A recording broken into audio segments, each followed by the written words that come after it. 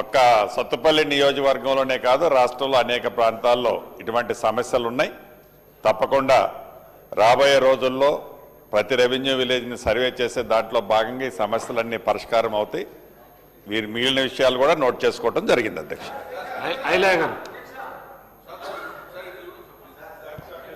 అధ్యక్ష 22A నిషేధ జాబితా ఇండ్లు ఇళ్ల స్థలాల సమస్య గురించి అధ్యక్ష, ఈ రాష్ట్రంలో ముఖ్యంగా పేద బడుగు బలైన వర్గాలు సంబంధించినటువంటి ఇండ్లు ఇళ్ల స్థలాల్లో వాళ్ళు ఎదుర్కొంటున్న సమస్య ముఖ్యంగా గతంలో కాంగ్రెస్ పార్టీ అధికారం ఉన్నప్పుడు పేదలకు ఇండ్లు ఇళ్ల స్థలాలు ఇచ్చినాం. కాలక్రమేణా అక్కడ వాళ్ళు ఇండ్లు కూడా కట్టుకోవడం జరిగింది అధ్యక్ష. మరి ఈ మధ్య కాలంలోనే మనకు అధికారులు ఇచ్చిన సమాచారం ప్రకారం గౌరవ హైకోర్టు సర్వే చేసి ఆ భూములను నిషేధ జాబితాలు చేయాలని చెప్పి రిజిస్ట్రేషన్ యాక్టు 1908 ప్రకారం ఆ భూములను కూడా నిషేధ జాబితా పెట్టడం వల్ల 22A చేర్చడం వల్ల ఒక్క మా యాదాద్రి భువనగిరి జిల్లా అధ్యక్ష 49,650 ఇండ్లు అధ్యక్ష. దాన్ని ప్రతిపక్షాలు కాంగ్రెస్ వచ్చాక నిషేధ జాబితా పెట్టినాయి.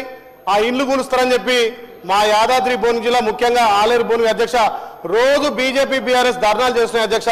మన ప్రభుత్వం గతంలో పేదలకు ఇచ్చిన ఇళ్ల స్థలాలు ఇండ్లు కూడా ఇందిరా మిల్లు మనం ఇచ్చినే, మరి ఎందుకు అవి గతం నుంచి కూడా 40-50 ఏళ్ళ సంవత్సరం లేదు ఇప్పుడు 22A ఎందుకు పెట్టిరు? చాలా మంది ప్రజలు ఇబ్బంది పడుతుంది అధ్యక్ష, ధర్నాలు చేస్తున్నారు, రోజు మా ఇంట్ల ముందుకు వస్తారు అధ్యక్ష. దయచేసి గౌరవ మంత్రి గారు ఆ 22A తొలగించి అక్కడ కలెక్టర్లు ఆదేశించి ఎవరైతే గత 50 సంవత్సరాలుగా ఇల్లు కట్టుకున్నారో ఆ స్థలాలను వాటిని రెగ్యులేట్ చేయాలి. దాని మీద చాలా మంది ప్రజలు భయభ్రాంతులకు గురవుతారు అధ్యక్ష. దయచేసి మా గౌరవ మంత్రులు కాబట్టి ప్రభుత్వం నుంచి భరోసా ఇచ్చి అక్కడ కలెక్టర్ ద్వారా వాళ్ళ నిషేధ 22A పెట్టి దాన్ని తొలగించాల్సిందిగా ప్రభుత్వం నుంచి విజ్ఞప్తి చేస్తున్నా అధ్యక్ష. థ్యాంక్ యూ అధ్యక్ష. గౌరవ సభ్యులు ఏదైతే ఆలేరు నియోజకవర్గం భువనగిరి జిల్లాకు సంబంధించిన అంశంలో ఆనాడు ఇందిరమ్మ ప్రభుత్వంలో ఏవైతే అసైన్డ్ భూములు ఇచ్చిన దాంట్లో కొన్ని దశాబ్దాలుగా ఆ అసైన్డ్ భూముల్లో ఇళ్లు కట్టుకొని ఉన్నమాట వాస్తవం అధ్యక్ష. అది ఈ నియోజకవర్గానికి సంబంధించి సుమారు 38-39 వేలు అన్నమాట నిజం, కొంచెం అటుగా. అదే రకంగా రాష్ట్రంలో అనేక ప్రాంతాల్లో ఆనాడు ఇందిరమ్మ ఇచ్చిన అసైన్డ్ భూముల్లో హ్యాబిటేషన్స్ అంటే కొత్తగా ఇళ్లు కట్టుకొని కొన్ని దశాబ్దాలుగా నివసిస్తున్నారు అధ్యక్ష.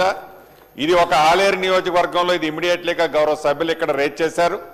తమరు నియోజకవర్గంలో ఉన్నది, ఇక్కడ ఉన్న గౌరవ సభ్యులు అనేక మంది నియోజకవర్గాల్లో ఈ సమస్య తలెత్తుతున్న మాట వాస్తవం.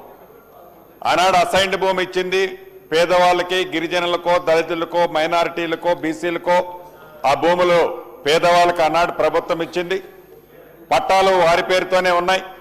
కానీ నివాస యోగ్యమైన అటువంటి భూముల్లో వారు ఇళ్లు కట్టుకొని నివసిస్తున్న సందర్భాలు అనేక ప్రాంతాల్లో ఉన్నమాట వాస్తవం. ఇది అనేక పర్యాయాలు అనేక సభ్యులు నా దృష్టికి తీసుకొచ్చారు అధ్యక్ష. తప్పకుండా ఈ రాబోయే 1-2 రోజుల్లోనే ఒక ఉన్నత స్థాయి కమిటీని వేసి ఈ ఉన్నత స్థాయి కమిటీ రిపోర్ట్ ఏదైతే వస్తుందో ఈ ఉన్నత స్థాయి కమిటీ ఒక్క మన తెలంగాణ రాష్ట్రంలోనే కాకుండా ఈ దేశంలో మన పరిసర ప్రాంతాల్లో ఉన్న రాష్ట్రాల్లో కూడా ఏ రకమైన నిర్ణయాలు తీసుకున్నారో, ముఖ్యంగా హ్యాబిటేషన్స్ ఉన్న ప్రాంతంలో అసైన్డ్ ల్యాండ్లో హ్యాబిటేషన్స్ ఎక్కడైతే ఇళ్లు కట్టుకొని ఉన్నారో ఆ ఇళ్లు కట్టుకొని ఉన్న వాటికి తప్పకుండా ఒక నిర్ణయం తీసుకోవాల్సిన అవసరం ఉందనేది వ్యక్తిగతంగా నేను కూడా భావిస్తున్న అధ్యక్ష. ఆ ఉన్నత స్థాయి committee report as early as possible report తెప్పించి కేబినెట్ లో డిస్కషన్ చేసి ఈ అసెంబ్లీ సాక్షిగా దాని మీద కూడా డిబేట్ పెట్టి తప్పకుండా ఒక నిర్ణయం తీసుకోవటం జరుగుద్దని గౌరవ సభ్యులకి అందరికీ తమ ద్వారా తెలియజేస్తున్నాను అధ్యక్ష. శ్రీ మహమ్మద్ మోబిన్